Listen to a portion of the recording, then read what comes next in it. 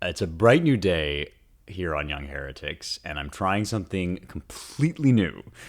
Today, I literally have no idea what I am talking about.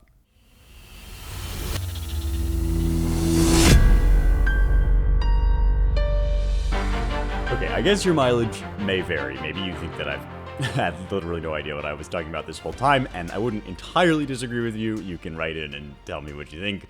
But I thought today we could have a little bit of a palate cleanser. We've been doing some pretty heavy stuff for several weeks now about science and anti-humanism and post-humanism and romanticism and German people and Goethe and all sorts of things and Faust. And I think that series was just a hell of a good time. And if you want to go back and listen to those, feel free. But today we're venturing out into new territory. I got a cool listener question that suggested a new type of episode, and I wanted to try this out, and I would really love feedback on this if you want to write in and tell me whether you enjoy this, whether it's helpful to you, or maybe it sucks and we never do it ever again. That's the beauty of the thing. You tell me. But here's a question that I got from Paul the Doomfish. I don't know if this is a Twitter handle or what, but maybe I'm missing something and this is somebody I've interacted with on Twitter, but I really like that name.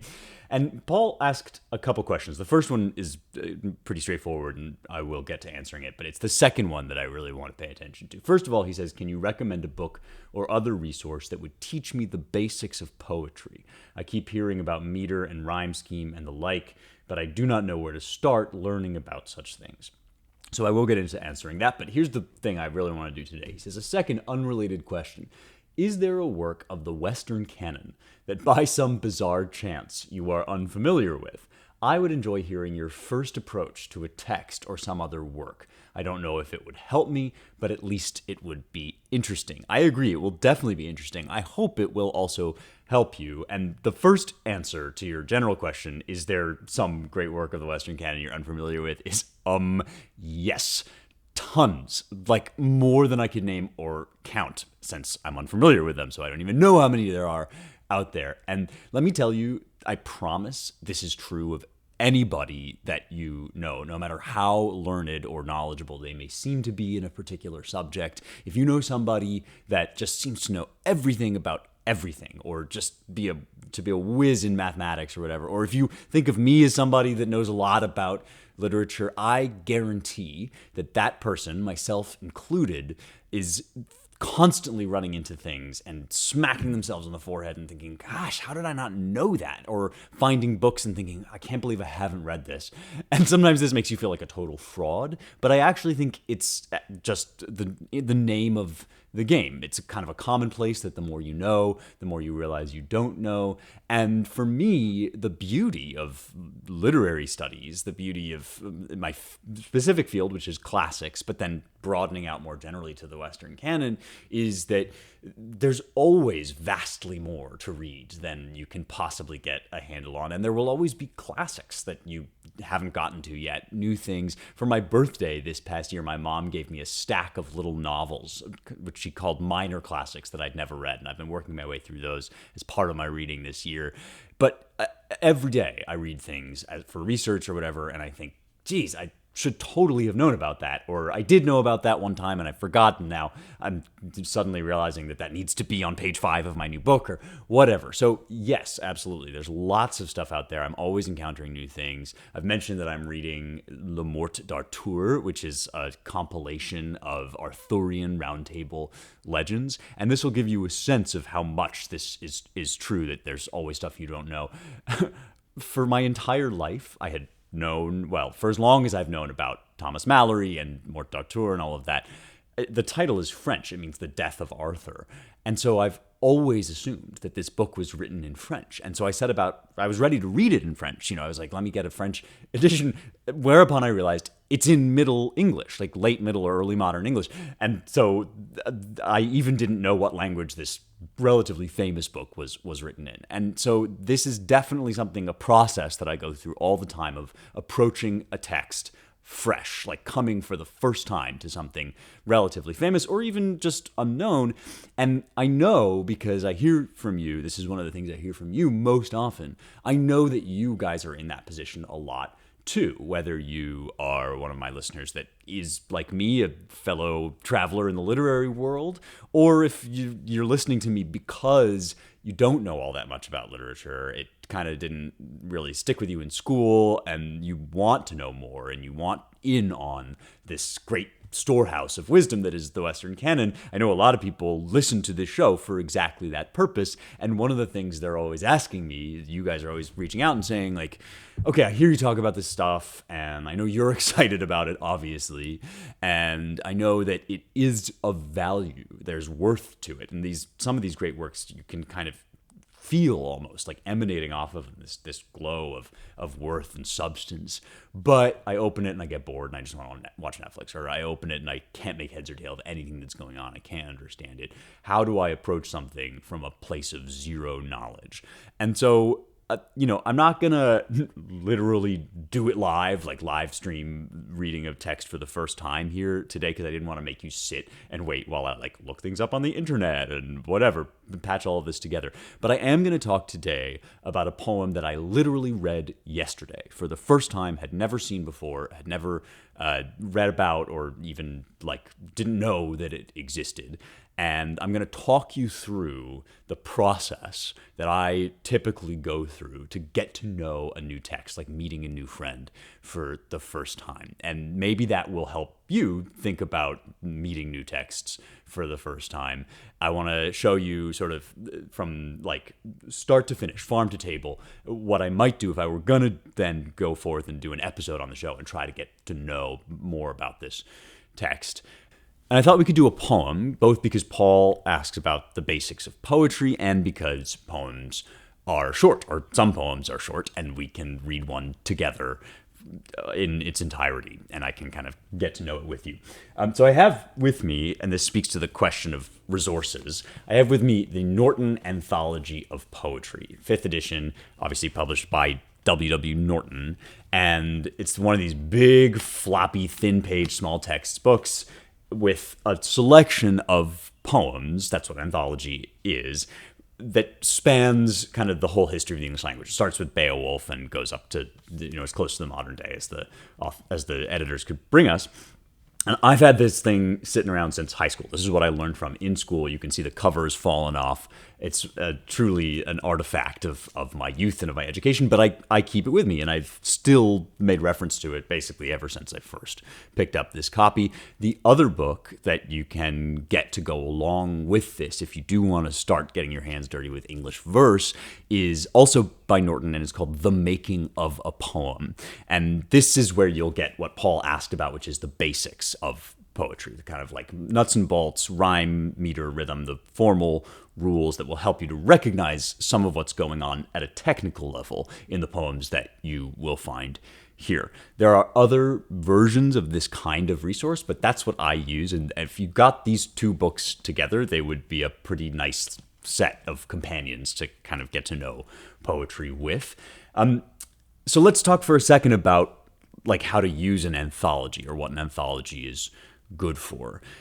To really get to know a particular poet, you probably want to get a copy either of their complete works or of a book of poems that they'll have put out, because much like bands in the days when they would really make albums, when the Beatles made the White Album, they made it to be listened to kind of at one stretch. Traditionally in kind of classic English verse, this is true also of books of poetry too. And so an anthology is not going to give you that, but how do you know which poets you want to get to know better? How do you know which books of poems you might like to buy and check out? Well, an anthology is one really good way to do that. And there's kind of, broadly speaking, two ways that you can use a book like this, the Norton Anthology of Poetry, or, there's others. There's Harold Bloom's Poems of the English Language. There's the New Oxford Book of English Verse, and so on and so forth. So this is not the only one that you can get. This is just the one that I typically use. And there's two ways that you can go about it. One would be a kind of academic university course way, which would be to try and plow your way through this entire thing in whatever, a year or a couple years or something, which would have pluses and minuses. It might bog you down. You might start to feel like everything sounds the same. You could instead pick one poem from each poet and try to go through it that way, but still you would eventually be chugging a lot of material, and you might feel like it's a bit kind of rote or systematic. Nevertheless, you would get a really good grounding in the lay of the terrain. If you read this whole book or one poem from every poet in this book, and you then read The Making of a Poem, which is a much smaller book, and kind of got to know about verse forms, then you could call yourself tolerably grounded in the basics of English verse. There is another much more fun way to use a book like this, and it's sort of once you've got a grasp of the basics, you can adopt instead the sort of freewheeling literary dilettante approach, which is what I'm going to do today. And that is where, on a lazy Sunday afternoon, when you happen to be bored or when a listener happens to have asked you an interesting question, you wander to your porch and you rifle through the table of contents where you will find all the different authors, and you find something that strikes your fancy and you open up to that and you just do a cold read. You just kind of get to know something new. And so that's what I did. It's the pour yourself a drink approach to this kind of anthology. And that is not an unhelpful approach, because the benefit of the systematic academic approach is you can really feel like you're starting to get your bearings, like a map of the whole terrain. But the benefit of this approach is that poetry is meant to be felt. There's more than any other form of literature, and closest really to music, poems are supposed to be cherished and loved and pored over. And so there has to be somewhere in your experience of them that spark of interest, even if it's just, ooh, this mysterious thing that I can't really crack, that I don't know about. That's got to be there for you somehow.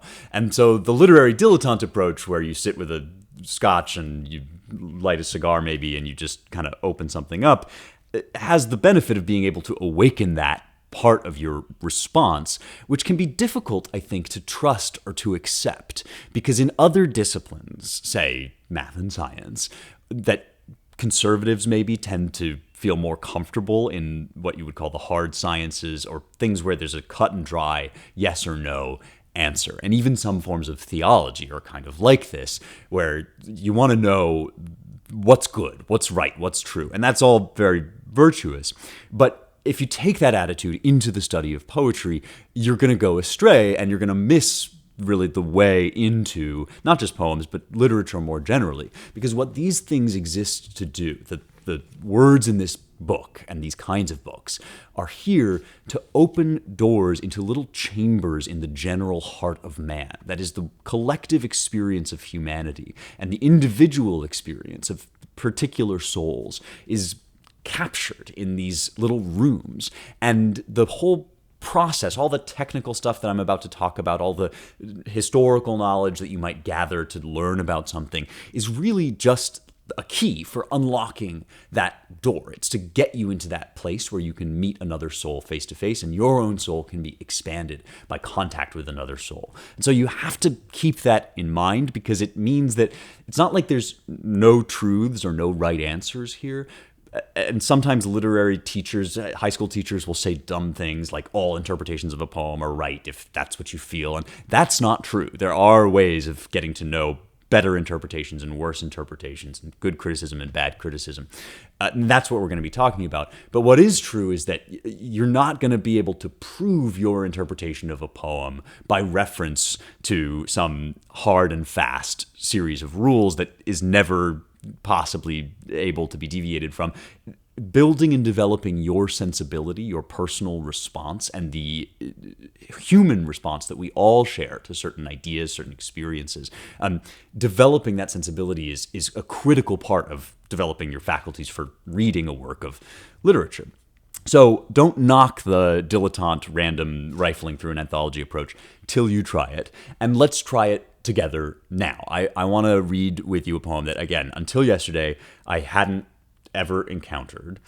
And I've picked one by a poet named Sir Thomas Wyatt, who's a 16th century poet.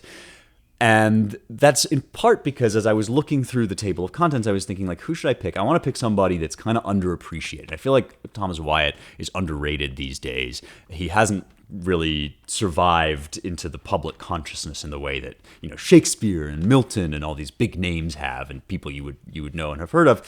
But Wyatt really was one of the greats. And he, in his day, he was a bright shining star. He was kind of well known in the court of Henry VIII and all the stuff we're going to get into talking about.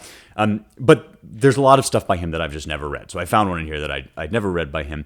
I could have picked somebody that I just had never heard of. I mean, there's names in here that I've never read anything by some of these guys.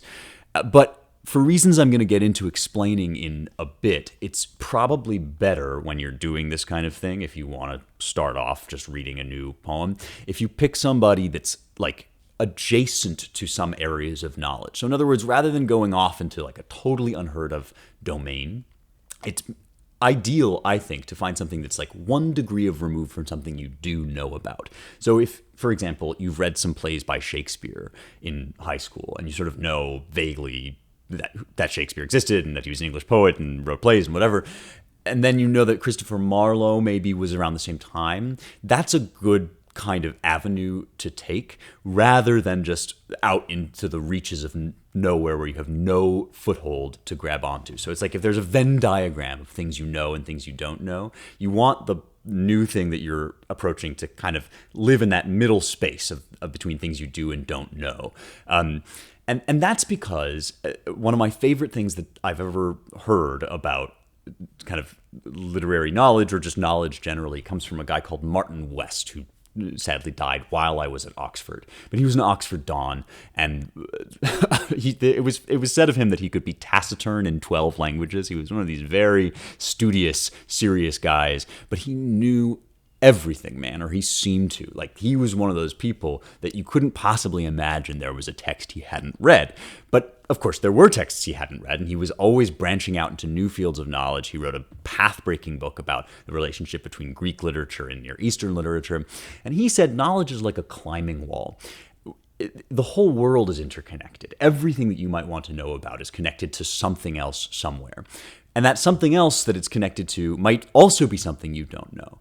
But back and back and back, if you trace the connections, eventually you're going to land on something you do know really well. So even if you are an expert in a field that's totally unrelated to literature, like you're a mechanic, let's say, eventually, if you broaden your field of vision out, well, mechanics is related to science, and science is also related to physics, physics related to cosmology, cosmology, theology, you can gradually, might take a long time, but you can get a foothold in each new discipline that's related to the last. And so by picking Thomas Wyatt, I'm picking somebody that I kind of know about. Like, I know a few details. I remember that he was in the court of Henry VIII. I remember that he wrote one poem I really like called Whoso List to Hunt, which is a sonnet. And I have somewhere in my recollection that actually Wyatt's really important in the history of sonnets. So that's my kind of starting knowledge going into this. And you may, definitely will have a different array of knowledge, or amount of information.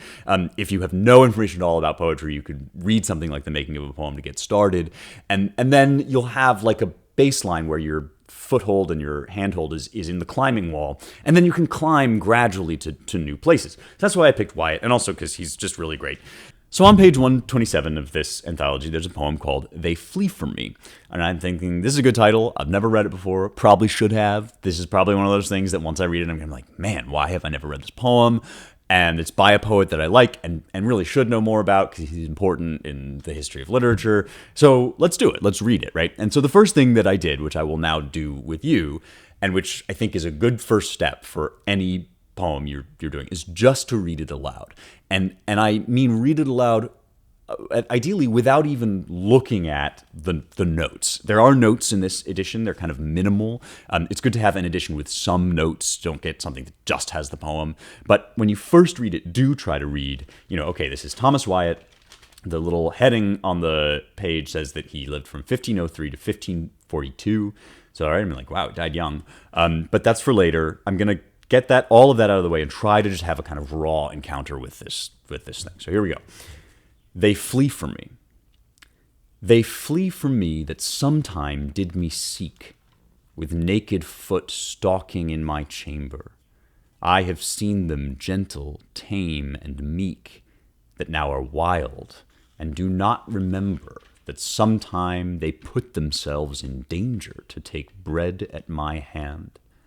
And now they range, busily seeking with a continual change. Thanked be fortune, It hath been otherwise, 20 times better.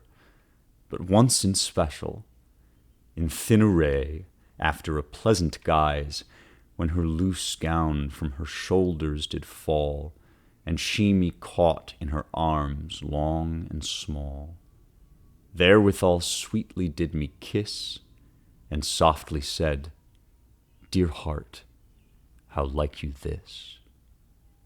It was no dream, I lay broad waking, but all is turned through my gentleness into a strange fashion of forsaking, and I have leave to go of her goodness, and she also to use newfangleness. But since that I so kindly am served, I would fain know what she hath deserved. Now, I'm going to tell you a secret. You're allowed to stop there. You really are. You're allowed to just read the poem, think, there was some stuff in there that I liked, some stuff in there that I understood, some stuff in there that I didn't, and put it away. And maybe it comes back to you, recurs to you later. Maybe it doesn't. Maybe this poem is just kind of not something that ever really sticks with you longer than one afternoon, watching the rain, drinking a little whiskey, reading a poem. That's permitted. I think people think that in order to, quote unquote, have read or know a poem or a work of literature, you have to have studied it down to the ground until every word of it is pristinely explained by 10 pages of notes. But that's only one way of knowing a poem. That's having a scholarly degree of knowledge about it. And some poems just exist in your life with a moderate degree of knowledge. There's some poems that I just kind of know about and kind of like, and that is literature doing its work in my life, shaping me in ways that I understand, in ways that I don't understand, and things that I've read one time and then forgotten about that are still rattling around somewhere, I'm sure, in my subconscious. You are allowed to read it aloud one time, enjoy the lines you enjoy, not fail to understand the lines you fail to understand, move on. That's permitted. Now I'm going to tell you another secret. You also never have to stop. If you want to, you could spend the rest of your life just climbing that climbing wall from this one poem, and that's the glory of it. The glory is that some things are going to pass over you, and we don't have time to chase down every rabbit hole. Even on this show, even I, whose job is basically words and figuring them out and trying to convey things with them, I leave unturned most stones. But if you want to, there's no end of climbing and no end of adventuring to be done. And that's what I'm going to do now. I'm going to do a little climbing with you. Because here's my first reaction to this poem when I read it for the first time yesterday. The first stanza, I'm kind of reading through. I'm really, actually, the first stanza, I was a little bit distracted by trying to figure out what rhythm we're in, what meter we're in. Because the first line is really definitively in iambic pentameter, which is like your baseline of English verse. When you first start to learn about English verse forms, you'll learn about iambic pentameter, which is 10 syllables with alternating stresses. And iamb is da-da, short, long, or unstressed, stressed. And then there's 5 of those pairs of syllables, so that's 10 syllables total. They flee from me that sometime did me seek. And it's been said that this is the rhythm that most closely approximates English speech. It's not that hard to talk like this all day, right? English has a lot of iambic patterns in it that you can just kind of replicate. And so it's almost like in the universe of verse forms, which is artificial, which is an artistic construct, within that universe, iambic pentameter is like almost like no meter at all. Like it fades into the background. So I'm like, okay, fine. But then with naked foot stalking in my chamber, there are these other verses that feel to me almost dactylic. They feel like they have and a dactyl is long, short, short, and an anapest is short, short, long. So these are they're called feet. They're ways of grouping the syllable stresses in a poem.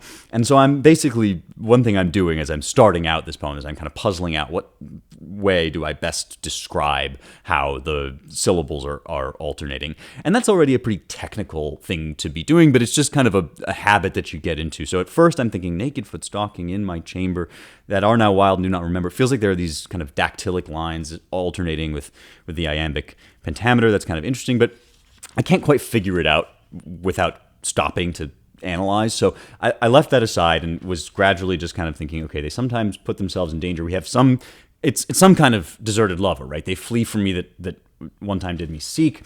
And then this middle stanza just hit me, man, because there's a lot of imagery and symbolism going on here, clearly, that they flee from me that one time did me seek. One thing I know about poetry of this period is that you're often getting lovers compared with birds or animals in the forest that you might be chasing after. And so they flee from me that one time did me seek. They used to eat from my hand. Now they've gone away. There's some kind of desertion going on here that's like when you're feeding birds and they're all clustering around you, but now they've flittered away and they're afraid. But then suddenly it's like that kind of allegorical conceit, that symbolism just drops.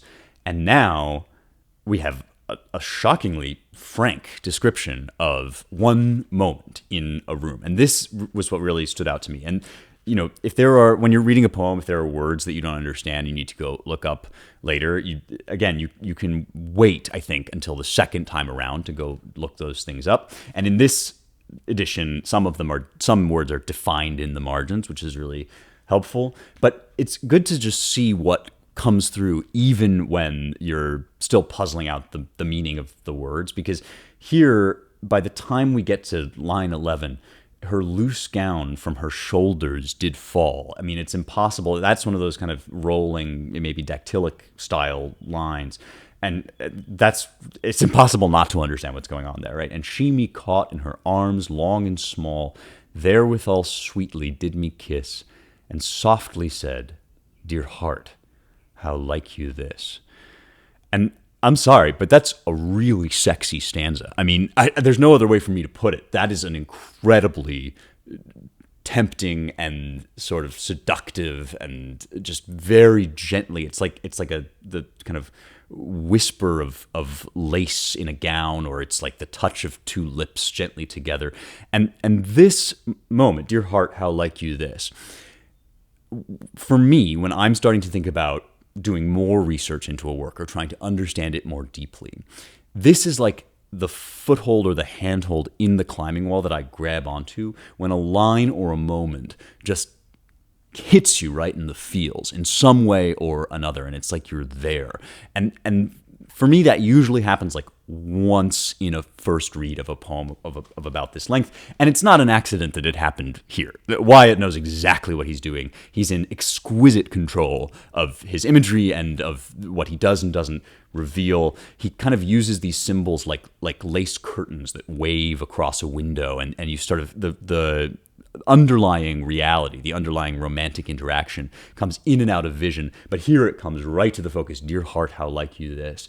And there's just like, oh boy, I felt that one, you know. So that's going to be my handhold as I start to read more and try to understand more about this poem. And the whole point is going to be to get to a place where I can focus, I can understand my reaction to that line and live in it as fully as possible. It's like right now it's kind of hazy and out of focus, but I know that there's something intense there. And what I want to do is try to bring that into focus by gathering more information about what's going on here. And so how do I do that? Well, now I have a few different tools that are going to go beyond. I mean, I can refer to the notes in this book to try to get some information, and there's a few different things that kind of come up here that are very helpful. For example, in line 20, the speaker of the poem says, I so kindly am served. And there's a note that explains really nicely that there's at least three different possible meanings to the word kind here. You can say, I am served kindly as in the manner, in the kind of way that women tend to treat men. So this is like, it's just like a woman for her to spend this moment, this sort of sacred almost moment in my bedchamber with me, and then flitter away like a bird and desert me. That's one meaning of kindly. And then meaning number two that would be possible is that I'm served in kind. In other words, I treated this woman in some bad way, and now she's treating me badly. And then the other final idea is that there's a kind of biting irony here, because it's not very kind to abandon your lover, right? So I so kindly am served. And the note in this edition explains all of that and gives you a feel for what kind of use of language is going on here. Double and triple meanings, double entendre, triple entendre, and irony, bitterness mixed with sincerity, and kind of blended until you're never quite sure which is which, with the addition of some of these images of women flitting away like birds. So there's like an allegorical thing going on here, and also a wordplay thing going on here. And so the edition can help me with that. But I want to know more, right? I want to know, is there history that helps us understand what's going on here? What kind of poem is this? Because I still haven't really been able to grasp how the rhythm works. I haven't even paid attention to the rhyme scheme. So now I have a few resources. First of all, there are a lot of great books on Wyatt. It turns out I went and took a look, and there's two biographies that seem really worth reading. One is called Graven with Diamonds. One is called The Heart's Forest. Both are taken from lines of poems by Wyatt. And, if I were going to, write an essay on Wyatt or on this poem, I would go away and read those books and buy them. But if you're not really interested in going to those lengths, this is where the internet really is kind of a cave of wonders. There's good internet and bad internet. This is good internet. You can just type Thomas Wyatt into the search bar of the Apple Podcasts app and find the author of The Heart's Forest giving a great interview on the BBC where she talks about the history of his life. Or you can read a review of Graven with Diamonds, which is in The Independent, that kind of summarizes a lot of the stuff that's in there. I'm going to link to all of this stuff in the description of this show, so you can go check that out if you're interested. But it's really just an example to say, even Wikipedia now is pretty good if you check the sources and the footnotes at the bottom. You got to make sure that you're getting the right info when you go onto Wikipedia, but it's an excellent starting point, an excellent jumping off point. So I did a little bit of reading about this poem, and I found out a few things. So the first thing that I wanted to know about is what kind of poem is this? What's the meter? And this is a good place to start with the kind of technical inquiry that Paul was asking about at the beginning. How do I know why he's using this particular rhyme scheme, this particular rhythm?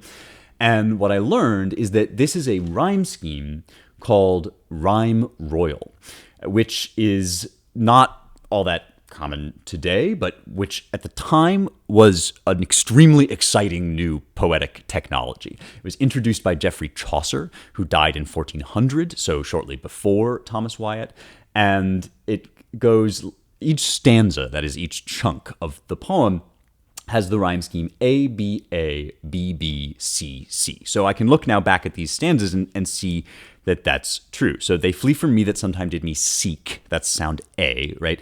With naked foot stalking in my chamber. That's sound B.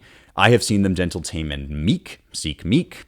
That now are wild and do not remember. Chamber, remember. And with poems that are this old, something you need to know is that there are both visual rhymes, which are rhymes that don't totally sound the same but can be seen to rhyme on the page, that look similar on the page, or that sometimes there are words whose pronunciation has changed. For example, I so kindly am served. That might be 3 syllables. Since that I so kindly am served. There's a few other words like that in here. But okay, so we've got seek, meek, chamber, remember, and now we've got that sometimes they put themselves in danger. So that's another one of those B sounds. And then at the end of the stanza, you get a new sound. It's called a couplet when 2 verses go together. To take bread at my hand. And now they range, busily seeking with a continual change.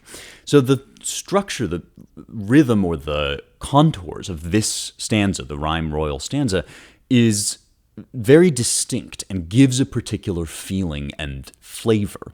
This is why you want to know about poetic forms. It's not just because it's sort of interesting, and when you really start nerding out about metrical schemes and stuff, it can get incredibly fun just in and of itself. But ultimately, the form is a vehicle for the content, and the content is that experience that I'm trying to get back to of feeling like I was in that room with that woman when she drops her gown from her shoulders and kisses and says, "Dear heart, how like you this?" And so that's my goal. I'm now kind of winding the clock back and saying, what's the point of this rhyme scheme? Well, one thing that is true about Rhyme Royal is that you can divide it up in different ways based on how the thoughts tend to be divided within the poem. And this is where you get to thinking at a technical level about couplets, tercets, and quatrains. All of these poetry technical terms, these poem words, tend to have roots in them that kind of explain what they are, and the roots tend to have to do with numbers. So a couplet is related to our word couple, and it's two lines that go together, that express one thought together. A tercet is a three-line grouping, and a quatrain is a four-line grouping, and within an individual stanza, you can kind of chunk up the thoughts into couplets, tercets, and quatrains.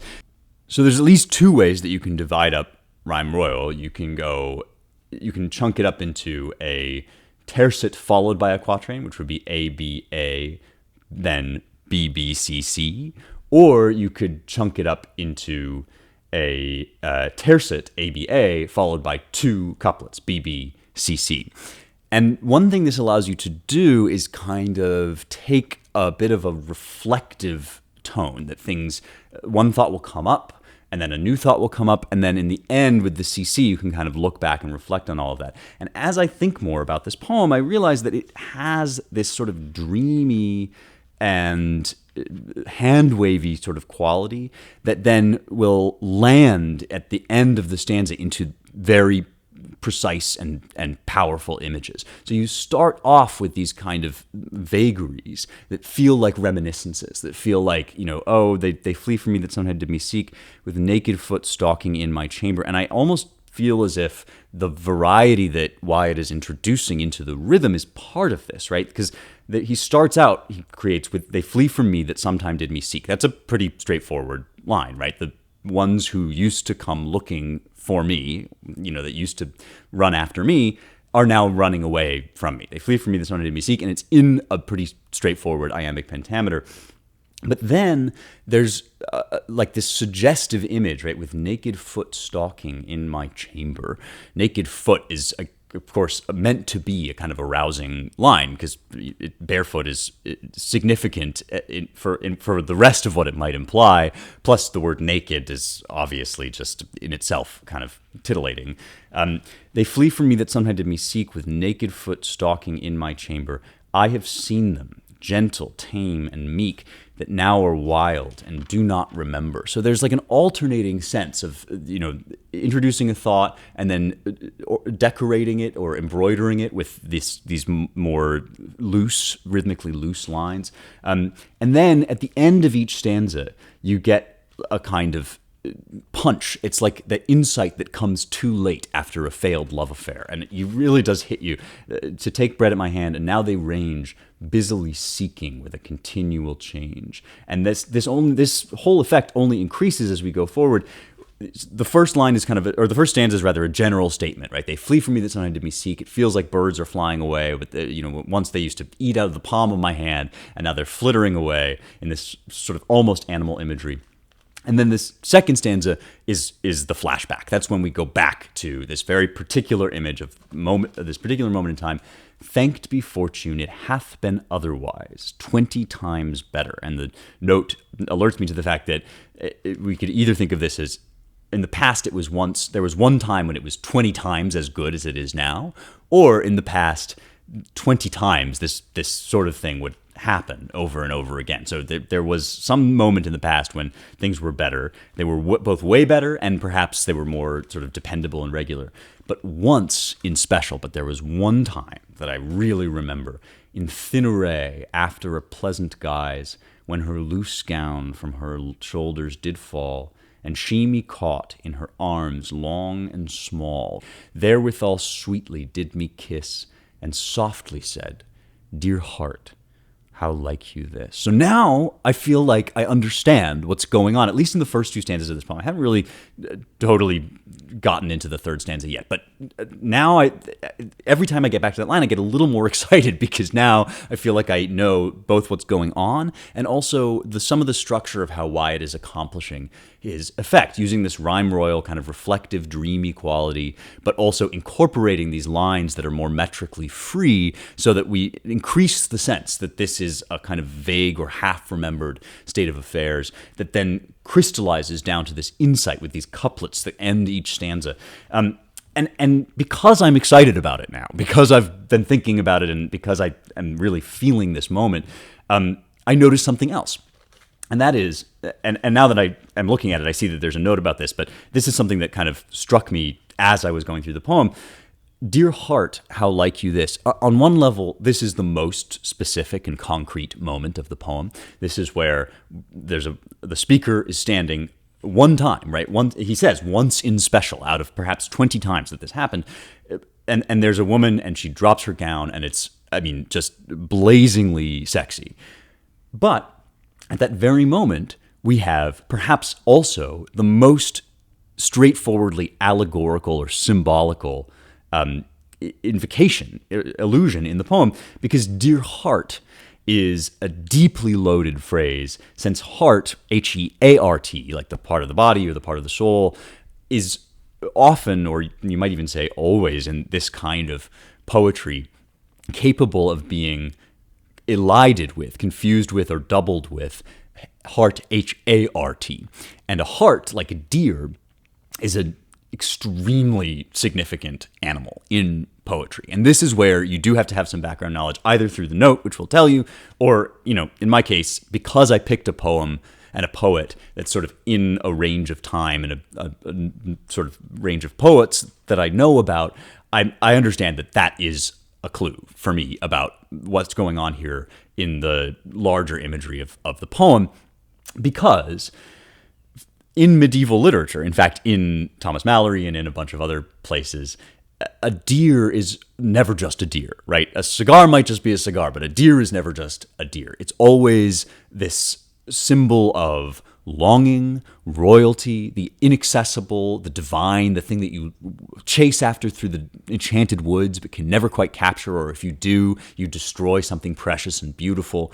And I know from reading Wyatt's other poem, which is called, that I really like, which is called Whoso Lists to Hunt, that the hunt is all about a hunt after a deer. Whoso lists to hunt, I know where is an hind, is the first line of that poem. And that poem ends with an image of the hunt, of the deer with a diamond necklace. That's where the title of that book, Graven with Diamonds, comes from, that says, Noli me tangere, do not touch me, for Caesar's I am. Now, this is where I start to think about the background context, and I'm eventually going to need to go online and take a look at, remind myself of Wyatt's life and his history, and if you wanted more information on this, this is where you would go read one of those biographies or read a summary of it or a review of one of them, because Whoso Lists to Hunt is a riff on another earlier poem by the Italian poet Petrarch. And Petrarch is kind of the source for the sonnet. And Wyatt is the guy that is known best for taking sonnets, which come from Italy, and turning them into English poetry. So without Wyatt and without the sonnet, you don't get Shakespeare's sonnets. Then this is sort of why Wyatt is an important guy in this moment. Why does Wyatt need the sonnet? Well, the sonnet is this perfectly designed little mechanism, this contraption for containing ambiguous feelings, and especially feelings of love, and bolting them into this elaborate verbal structure, which is what Petrarch is always doing, and what Wyatt has to do, because he is a courtier in King Henry VIII's court. And it's often believed he was in love with, or perhaps involved with, Anne Boleyn. Now, Anne Boleyn is the famous wife for whom Henry leaves his first wife, Catherine of Aragon, and Thomas Wyatt is right in the middle of all that court intrigue, and his sonnets especially, but also his use in the sonnets of the imagery of the deer, the woman is the deer that he's chasing after, is always associated with this unattainable idea of the woman in court that you look at and long for but can't quite get. It's a chivalric idea, because chivalric knights are always longing after women that they can't get, but also in the court, and in the court especially of King Henry VIII, where there's huge political and interpersonal danger going on. The king's changing his mind every 5 seconds. He's breaking from the church, which also raises the specter and the possibility of war with the nations of the continent of Europe. And Wyatt is sent as an ambassador to the Pope and to the nations of Europe to try to prevent that from happening. So he's moving in this incredibly delicate game, this kind of cloak and dagger game of murder and intrigue and love and lust. And so now there's the possibility that even if we're not speaking here directly about an affair with Anne Boleyn, that experience of longing and lust in the midst of danger and in the midst of secrecy helps explain the nature and the tone of this poem. And that one invocation of dear heart kind of crystallizes both the necessity of speaking indirectly, of using imagery, but also the boldness and the frisson, the excitement of, through that indirect imagery, being actually quite remarkably frank about what it's like to desire a woman that you cannot have. Because look at what Wyatt has done. The whole idea, the recurring idea or recurring image is called a topos, this idea that comes back again and again in different poems throughout history. The whole topos of using deer as a symbol for your lover is that the deer is the woman and the man is on the hunt and chasing and pursuing, and the woman is this elusive, beautiful, perfect thing, maybe out of reach, perhaps representative of the divine feminine, whatever. But who's calling whom a heart in this crucial moment of this poem? She softly said, "Dear heart, how like you this?" And in the first stanza, he was the one feeding the birds, trying to get women to come to his chamber, trying to attract. But in the moment of deepest passion, there is this reversal that so perfectly captures something that does happen between men and women, where suddenly the hunter becomes the hunted. And even though he's set himself up as the classic Petrarchan chasing huntsman pursuing a deer through the wood, when it comes right down to it, in that moment of vulnerability and nakedness and passion and allure, it's he who is the heart this time. He becomes the one that is chased. And now the third stanza, which is all about his loss and how this is no longer the case, comes from the bitterness of having exposed himself in that deeply vulnerable way, and now losing that and being rejected. You know, it's like he's saying, I was doing just fine before I met you. I was a player, Papa was a Rolling Stone, the chicks were eaten out of my hand, and then I let you in. I let my guard down. You came literally into my room, and I showed you a side of me that I hadn't even admitted to myself, that was not this Lothario traveling, moving incognito among the various power players at court and dazzling everybody with my impressive words, but was silent while you spoke, and I let you see me like that, and you took that and you left me, and that's unforgivable. And now I'm suddenly understanding that's what this poem is about. That's what this moment is about. It's about love that is somehow forbidden, that is lost and aching, and yet has to be expressed in this kind of gauzy, reflective way, or else you might lose your head. So this is when I start going back and looking up, okay, so Wyatt ends up in favor in the court of King Henry. I find a picture of him by the great painter Holbein. Turns out he's a pretty good-looking guy, so makes sense. In fact, he was exceptionally learned a bunch of different languages, and we know from what I've just said about poetry that he was also one of the sort of foremost innovators in poetic form, and he was borrowing all this stuff from the French and Italian poets. He spoke really good Italian. He translated Petrarch. He knew all of these forms that were taking shape on the continent, and those in turn were already associated with this allegorical, almost medieval way of alluding to love and associating it with a kind of divine longing, which he gets from Petrarch. But he also, I think, gets a lot of this from the English history of how poetic forms tend to travel, because one of the great patrons of poetry in the history of English literature is none other than Eleanor of Aquitaine, who's centuries before Wyatt, but whose life deserves its own biopic. I mean, Eleanor of Aquitaine and Wyatt both could use like entire epic movies by Ridley Scott or somebody about them. Eleanor's a legend, man. First of all, she's Duchess of Aquitaine herself. So Aquitaine is this region of France in the south of France that becomes incredibly important as a linchpin, not only in the unification of what is now France under the French kings, but also in the Angevin dynasty, which is this dynasty of English kings who double basically as French dukes. And so there's a long and extremely embittered series of protracted conflicts between the English king and the French king about whether the English king is essentially under the authority of the French king. Turns out the answer is no. I don't know if you've been to England or talked to them about the French lately, but they are definitely not under the authority of France. And this is the source of a lot of that kind of jokey animosity between England and France, is like real animosity between these two kings. Eleanor is right in the middle of this. First, she's married to King Louis of France, Louis VII, but that marriage produces no heirs, and so it's annulled. Then she's married almost immediately to King Henry II of England, to whom she gives 5 sons and 3 daughters. So I'm not exactly sure what that's about. Probably wasn't Eleanor's problem in the marriage with the French king, I'm just saying.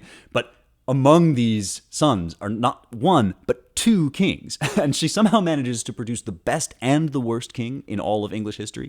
Her first son to rule is Richard Lionheart, followed by John, his brother, who's remembered as just like the worst king, a byword for bad kings. If you've seen, The Adventures of Robin Hood or anything, it's King John who's doing the unjust taxation to cover his lust for war and power and glory and all of that.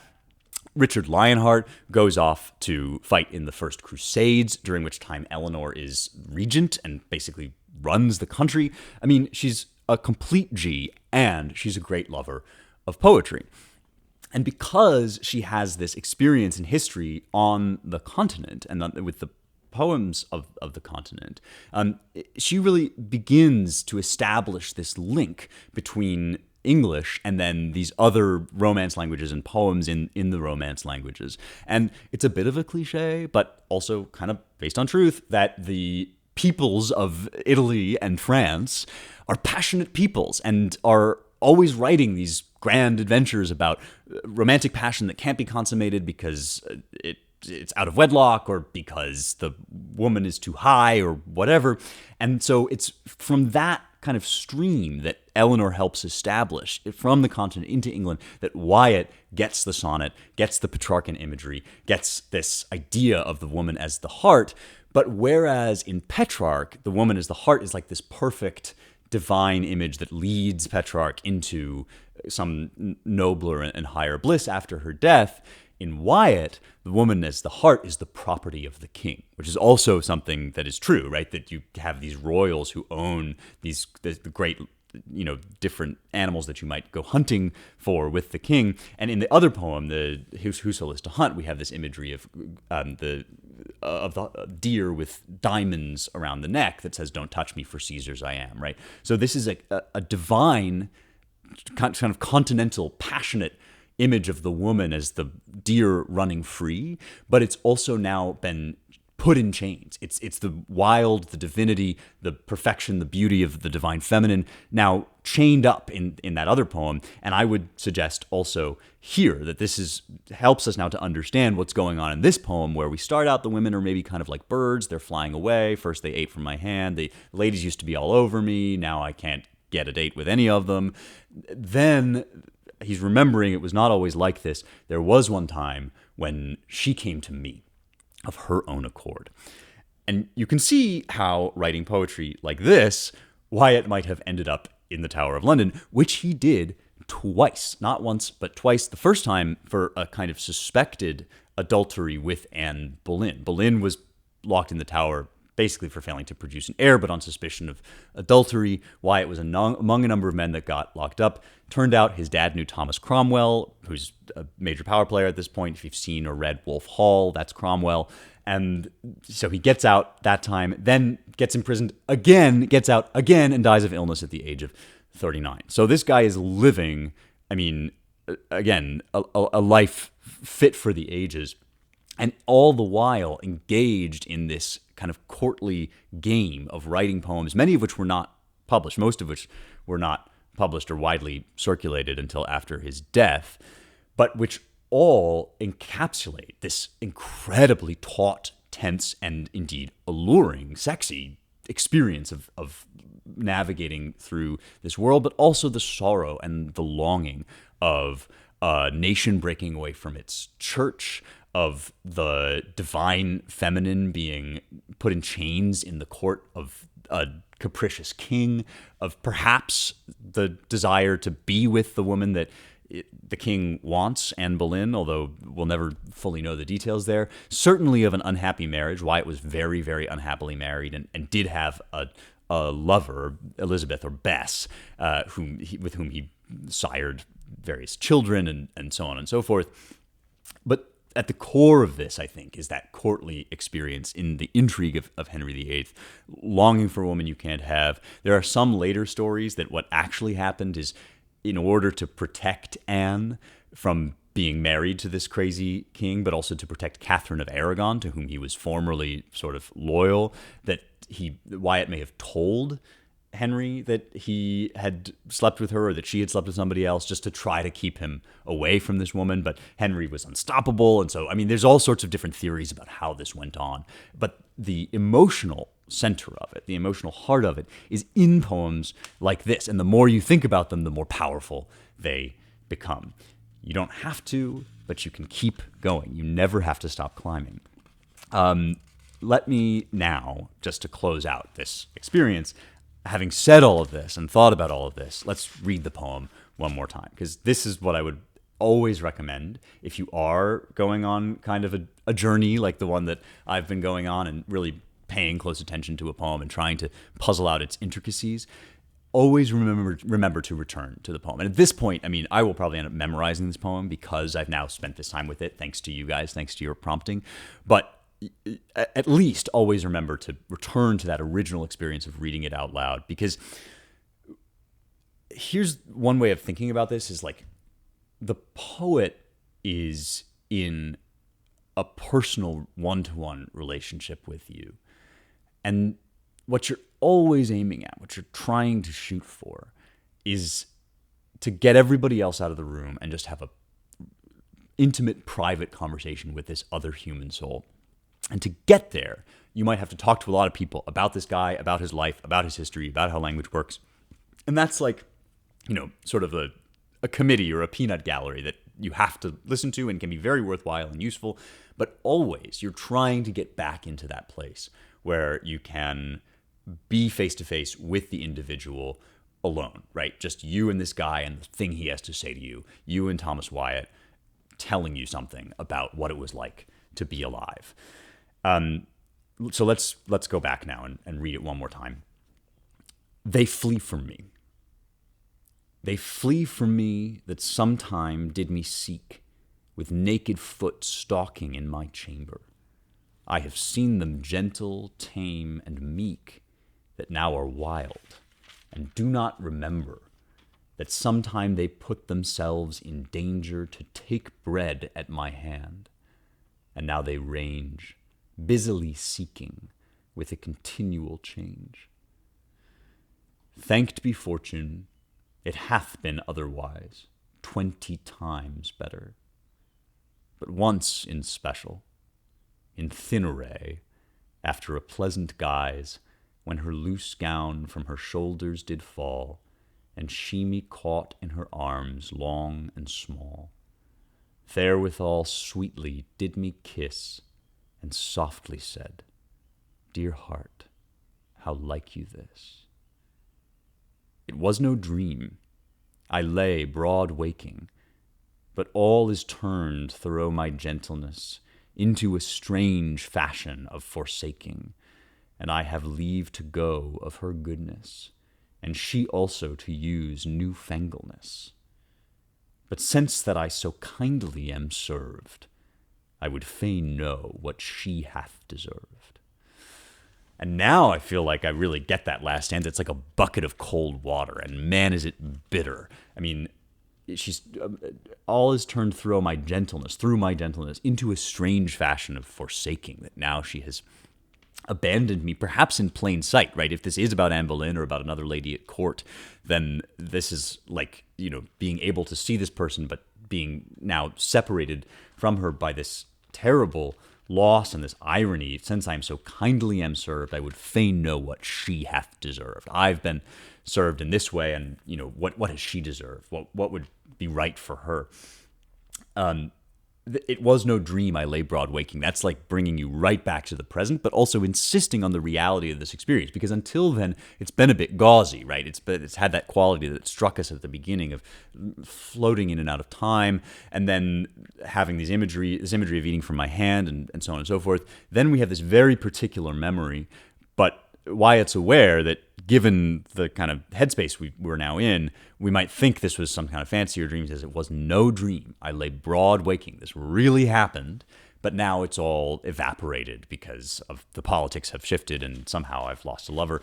On the one hand, right, informed by all of this very specific history we've been talking about. On the other, like, hashtag so relatable, right? I mean, who hasn't been through some of these emotions, some of these experiences, and now they have this language that makes them so precise and pure in my mind and in my heart that they live with me basically forever. And now I know all about, like, Eleanor of Aquitaine and the history of the court of Henry VIII, and also why Shakespeare was able to write sonnets, all because I read one poem and started climbing on the climbing wall. So thank you, Paul the Doomfish, I think it was, for that incredibly fun opportunity. I had a blast doing this. I would really like to know if this is the sort of thing that is helpful to you, like if you will take any of the tips that I've been sharing today and go and use them. And also if, therefore, you'd like some others, if you'd like to hear me do cold reads of other things, or even if there are particular works that you'd like to hear sort of explored and explained, all of that is most welcome, and you can get in touch with me to ask me or to let me know and give me feedback about that in one of two ways, both to do with my Substack. So my Substack is rejoiceevermore.substack.com, and this today is going to be the highlight of my weekly feature, I Maked This. I like to share just one thing or another that I've made over the past week that you might enjoy besides this podcast.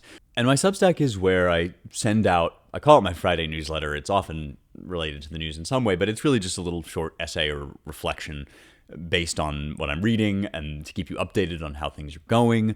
There's also a series of things that paid subscribers can get. If you want to pay to support me, I really appreciate it. It's been a great blessing and gift that you're interested in supporting my work, and it helps me also to take fewer ads on this show. I love my sponsors, but I don't want to always be reading ads at you, so this is a good way also to support me in that.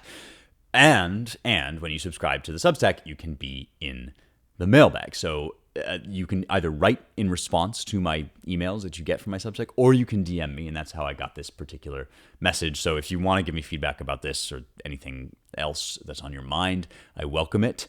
And do check out the latest Friday essay, which is called The Tale of the Brothers True. It's about the frat bros at UNC, and now there've been some others elsewhere who are resisting and opposing the weird gender goblins that are rallying and rioting for Palestine, they think. And it's just a meditation on that kind of eternal sign of brotherhood and manly endeavor that stretches back to the chivalric era. I really was kind of struck by the similarities between this very modern image of the guys holding up the flag and the stories that I'm reading about now from King Arthur and all of that. So please do go check that out. If you like this show, I would really appreciate a 5-star review, a link shared on Twitter or wherever. Just spread the word and let people know. I would appreciate that greatly. And if you're not already subscribed, go ahead and hit that subscribe button so you never miss an episode. We do one of these every Tuesday, and then I also do a shorter episode on Fridays with interviews and discussions of translation and all sorts of things like that. But for now, that's it from me. I will see you next time for more truth, beauty, and the stuff that matters.